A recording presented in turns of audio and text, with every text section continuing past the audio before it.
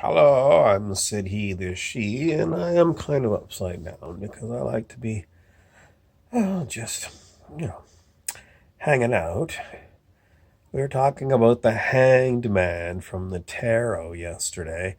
The hanged man is hanging there. He's not dead. He's actually, instead of from his neck, he's hanging from one of his ankles and he's doing a little pose. It's a posture of waiting. Oh, so many topics that are coming forward to be chit chatted about.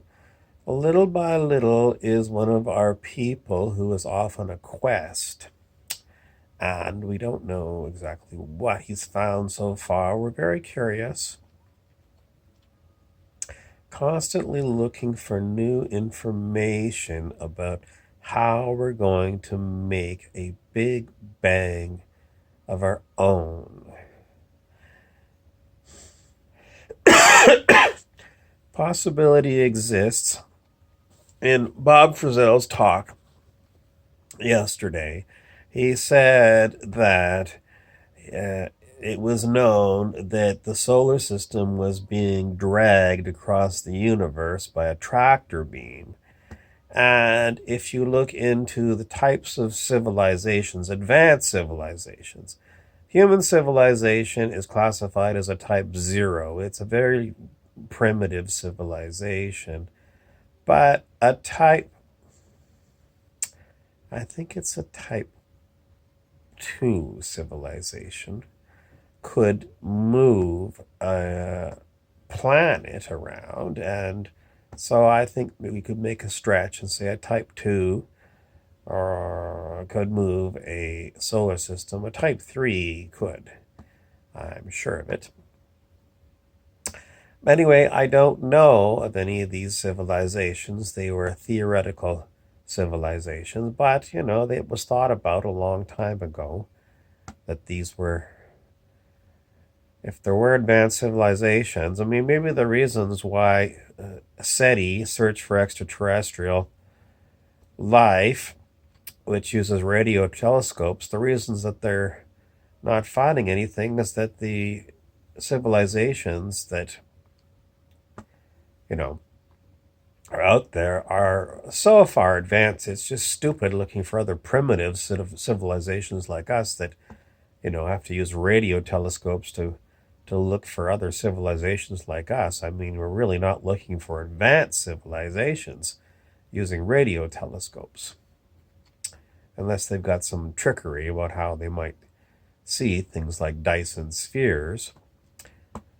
The next topic is going to be Garanimals. This was an old toy from when I was quite young.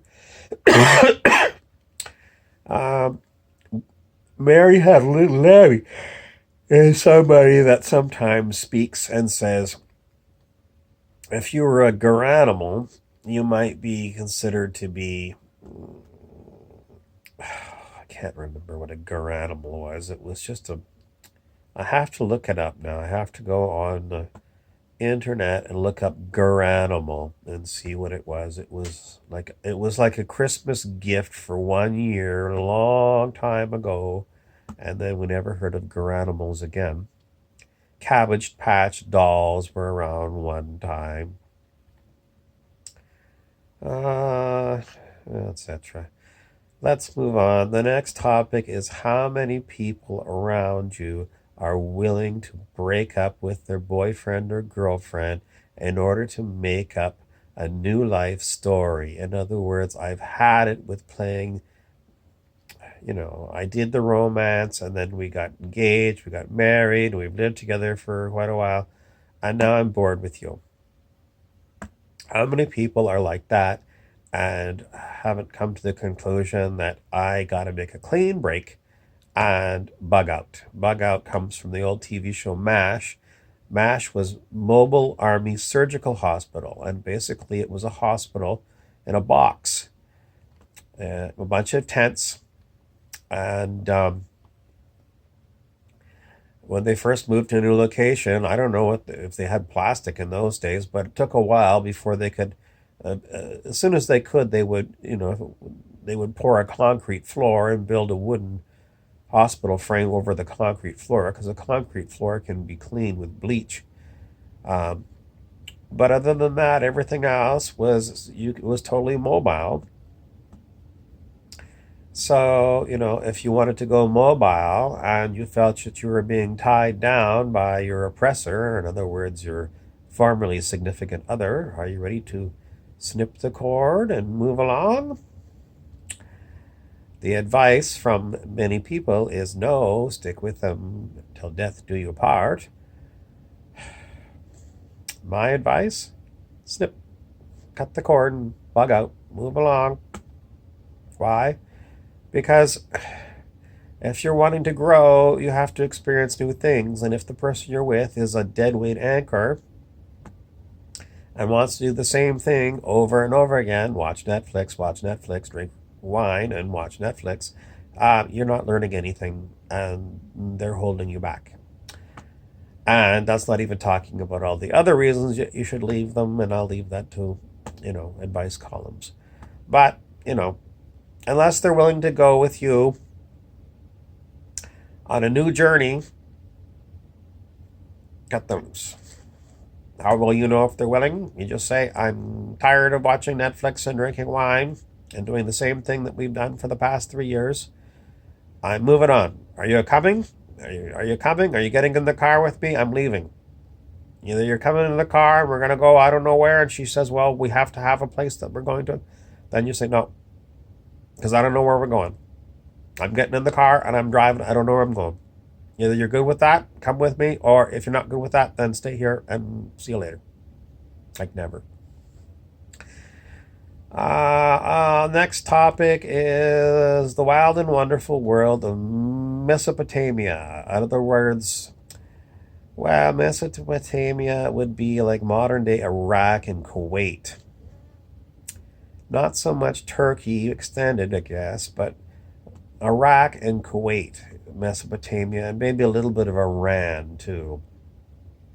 I bring this up because that was traditionally known as the heart of where agriculture was first created, although a lot of the stuff that we were taught in history in high school may not be correct. And I don't know. I mean, I think I would maybe read Chariot of the Gods and maybe some Graham Hancock books as a start, but I don't have them and I'm not going to. I only bring up Mesopotamia because I expect you're going to hear a lot more about this particular part of the world soon. Somehow, I don't know if it's going to be mainstream news or YouTube news or what, but there's going to be a lot of information coming out very soon. I would say in the next 2 weeks, you are going to hear about Mesopotamia, and I don't know if it's going to be ancient artifacts or it's going to be new warfare, but there's going to be new warfare or ancient artifacts talked about, and it's going to be modern day Iraq, Kuwait, Iran, and perhaps I'm not even going to go as far as Saudi Arabia, but and not really Syria, not really Israel. We've been hearing about that a little bit this week, but that's not really where I'm thinking it's going to be. It's really Iraq, and it's the Tigris Euphrates River. Okay, so there's my prediction. Let's see. Moving on. The next item is, where is Mr. Trump? I say that because I was just rereading an article I read last year from the magic musician Quincy Jones, where he called Donald Trump an idiot with very limited mentality. So, I mean, if a brilliant person who knows him, who's met Trump, apparently, calls him, a mindless twat, then, where is Mr. Trump? And if he's stupid, then who is running Mr. Trump? Who's the power behind the throne? A good guess is your favorite people, the Illuminati cabal, who, he said he was going to come and drain the swamp. Nothing has been done, so clearly he is working for the Illuminati cabal, and some days ago I said that David Wilcock put out a blurb on YouTube saying, well, his people are going to work with Trump. And I said, oh, this is a bad thing. It means that David Wilcock has gone dark. So if you're a follower of David Wilcock, just be aware, I called it first, David Wilcock. I've seen signs of this before. He tells a lot of the story to get it out there.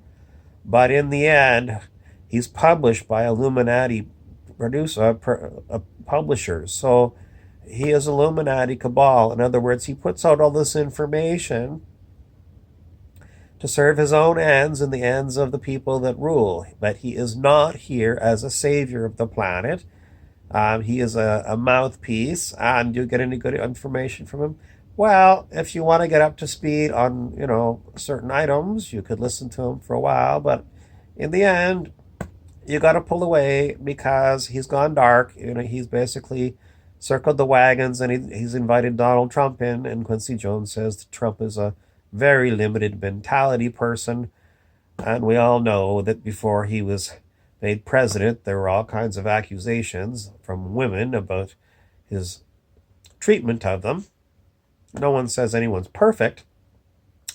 But, when you hear what he was like, and then you hear, in his State of the Union address, when he makes himself holier than everyone else, the man is the most egotistical, unbelievable, egotistical person on the planet right now. Maybe he and Putin and the head of China, the three big egos on the planet.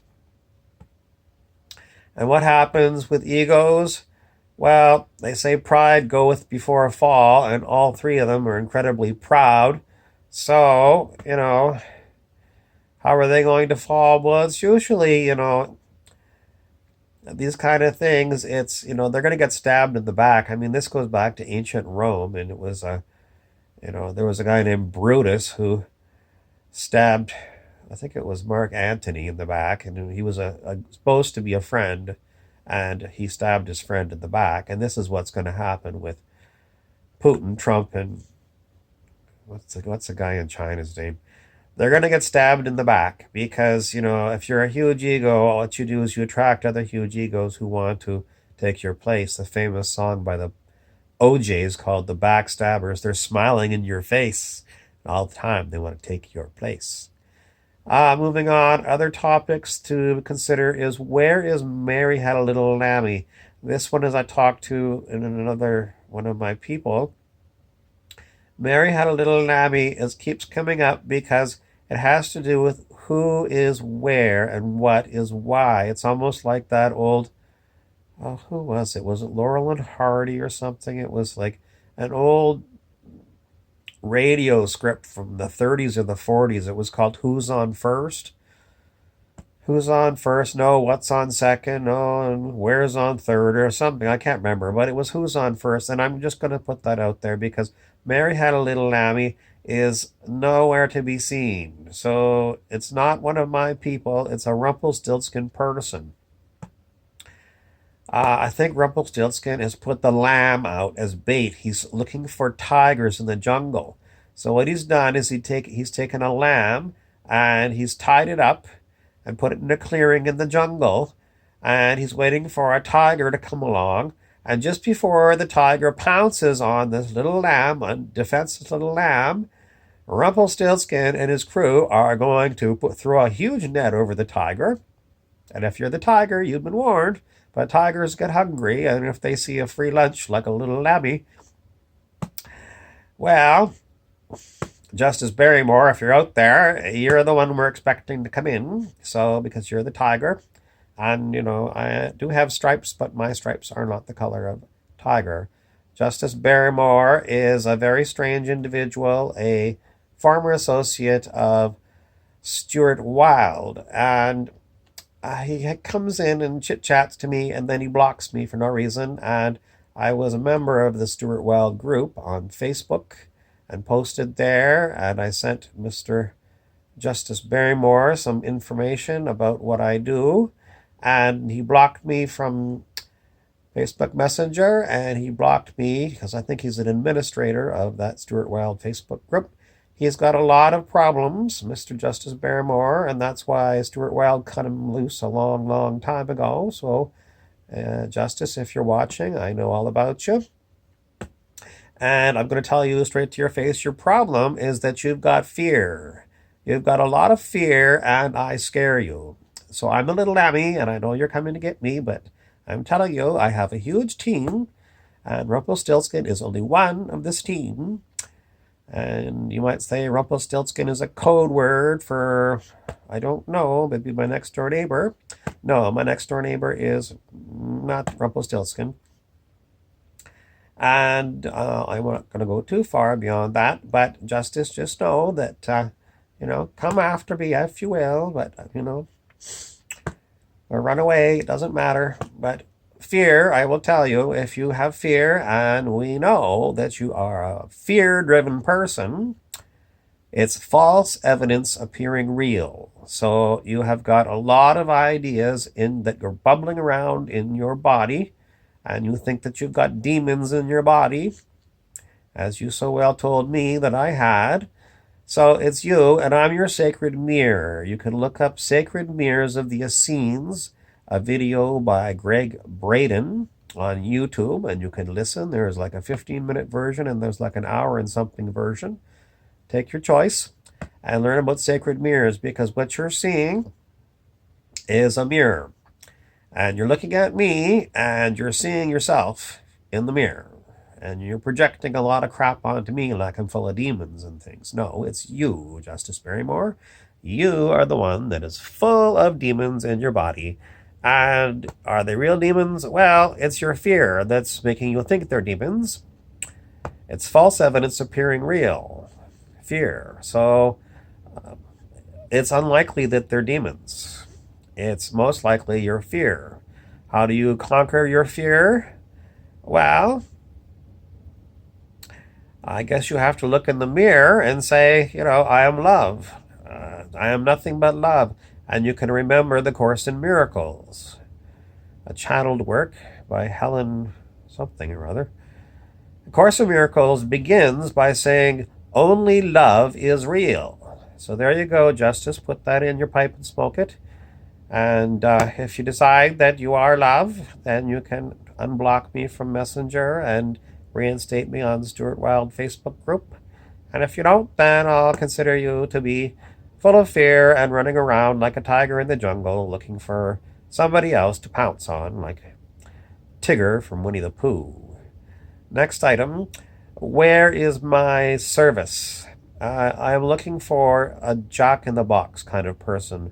Everyone knows a jack-in-the-box is like a steel paneled box with a flip top on it, and it's spring-loaded. And you turn a little handle, it makes a noise. It goes boop, boop, boop, boop, boop, boop, boop, boop, boop, boop, and you never know exactly how many turns it's going to take before it goes boop, boop, boop. Then it goes bring, and Jack-in-the-Box pops out. And, especially if you're a little kid, and it's the first time it's happened, you jump back, and it's like, whoa, what was that? Why do I bring up Jack-in-the-Box? I saw a cat on Instagram today, and it was upon the kitchen counter looking at a toaster. And the toaster was toasting some bread, and the cat was looking at it, and the toaster popped. And the cat didn't know when the toaster, maybe it knew from before, and the cat jumped and did a backflip in through the air and landed on the floor because it was so startled when the toaster popped. And it was the funniest, cutest thing I ever did see.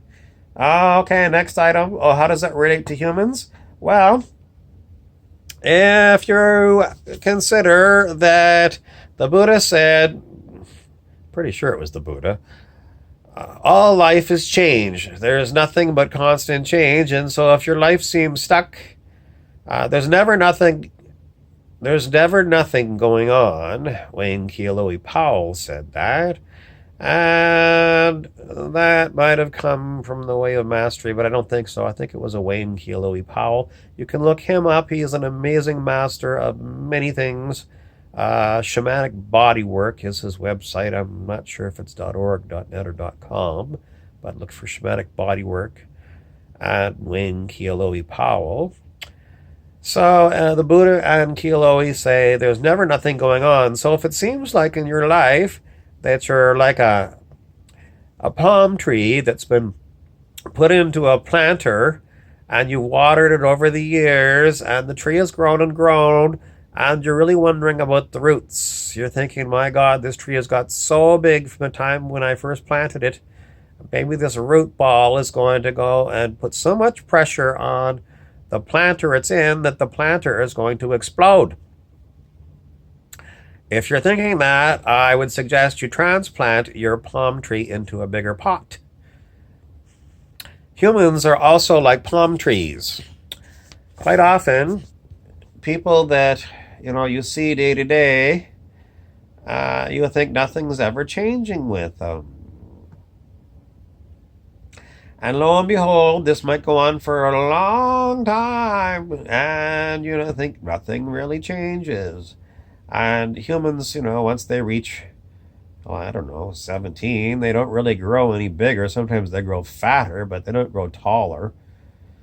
But inner growth, and some of these humans that are inner growing, you can't really notice it from the outside. You don't know what they're growing and how they're growing. And, they don't have their feet lodged in a planter. But a lot of these humans, when they finally get to the point where if they were a potted palm, they burst their planter, these humans are going to burst their limitations. And if you are a business owner and you've got key employee insurance, make sure your policies are paid up because your key employees are going to burst into a flame, just like Brandon Boyd of the band Incubus sings about in one of his songs. And when they burst into a flame, they're going to bug out, just like I was talking about earlier in the TV show MASH.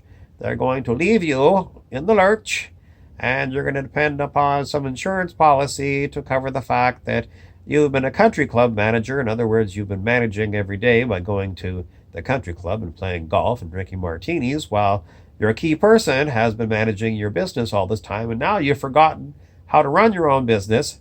And so you've got an insurance policy that's going to pay you some money. So maybe you can, I don't know who's going to come in, some high-priced, I don't know. I was going to say accountant, but maybe that's not the best person to run your business. But that's what I'm expecting. I'm expecting a lot of these people who have been around a long, long time and apparently just come in and do their 8 hours, maybe some overtime, and maybe you gave them a bonus, or maybe you never gave them a bonus, not even once. I won't say that I know business owners like that. Hi! How many times did I get looked after? Never. Never. Never. Anyways, I was never a really big wheel in the corporate world. So. But I am sure that there are plenty of other ones who have been growing internally, and you never know when they're just going to call you from somewhere else and say, I'm not coming in. And you said, when are you coming back? And they're going to say, never, I'm not coming back. I'm not coming to clean up my desk. And I'm sorry, I'm not giving you 2 weeks notice. I have moved on. And as I said earlier at the beginning of this lecture, it might be your significant other who decides that they're going to call you from Las Vegas or something and say, I'm in Vegas, and this is a state where I can get an uncontested divorce. So that's what I just did, and we are divorced. See ya. Why am I saying this? Because we are in an incredible time of perfect, perfect, perfect, perfect, which means that I'm sorry, if you are relying on people to be the same person they've always been, it's a time of perfection, which means no, they're not the same person that you've always known. And a lot of them are going to surprise you. And if you're left behind, because they all, they're not rapturing out of the planet, but, it's almost like that. It's almost like those people that the fundamentalist Christians that said some people are going to rapture. In other words, they're going to just vibrate right out of your ability to see them, and you're going to be left behind. And they made movies and books, and it was a great seller. So, if you're left behind, then, what are you going to do? I can assure you that it's time that you start growing. And how are you going to grow? Time and time and time again, I have told you on this channel, you need to spend at least an hour a day meditating, disconnected from Netflix, the television, wine, woman, song, trips, business, um, pinochle, and house cleaning. You need to spend time alone in your closet. Lock yourself in your closet and sit and stew. A good stew needs a good long simmer. And you're going to simmer yourself for an hour a day, at least. If you're smart, you'll simmer yourself more every day. And then you're going to cook yourself up a new, whole, big shebang, just like everyone else. Next topic is, where is my hot chalaga? What is a hot chalaga? A hot chalaga is basically someone who is with it. And not only are they pretty, it reminds me of Celebrity Jeopardy, way back on Saturday Night Live so many years ago, but you could probably find them on the internet, Celebrity Jeopardy, possibly the funniest skits ever made. Will Ferrell played Alex Trebek, and they had a number of characters that were regulars, and I don't know, there was a number of one-liners that were incredibly funny out of Celebrity Jeopardy. I've completely lost track. So without further ado, I think I've come to the end of my talk. I'm Sid He the She, and as you can tell, I'm still congested with a head cold. Why is that? Why would I get a head cold? Well, I'm looking in the sacred mirror, okay? And the sacred mirror is humanity, the collective consciousness of humanity. And what am I seeing? Well, I'm not projecting anything out, but I'm getting something back from all of you. And you are congested. And if you look up congestion in Louise Hay's metaphysical textbook, You Can Heal Your Life, I have to double check it, but I'm pretty sure congestion means too much thinking, too much going on, too much busyness. Business is busyness. I know some people that say, I got to get busy and make my money. Munny. Munny. William Money was a famous character from the movies. Now I'm trying to remember if it was played by, I think it was Clint Eastwood. And don't quote me on this, but it might have been Silverado. And William Money wasn't so much about money. He married a woman and he settled down on the farm, and then something happened. I think the woman died. And I have to rewatch that movie, William Money. But William Money had one thing going for him, because he was a shootist. In other words, he was a gunslinger. But when he was living with his wife and his family on the farm, he was a different man. He was a calm, quiet farmer. But when he returned to the world of being a shootist, a gunslinger, what did he do to get that edge? He hit the bottle of booze. And everyone knows that there are certain people, when they hit the bottle of booze, and once they start, they cannot stop, and it changes their personality, and it makes them hard and cold and callous, and it turns them into And that's what happens. Willie Money. And Willie Money goes hard with a squinty eye looking to get more, more, more. One other scene from that movie, I'm pretty sure it was Silverado, but I get them all mixed up. Was there Gene Hackman in that one? There was one scene where there was a man who was sitting in an outhouse, and there was some line. It was like he was holding on to his shit like it was money because he wouldn't leave that outhouse, and they were gonna. Well, I don't want to spoil it for you. Anyway, if you're holding on to your shit like it's money, maybe you need a high colonic or something. In other words, though, you can look up colonic. I am Sid, he, the she, and that is the end of my diatribe for today.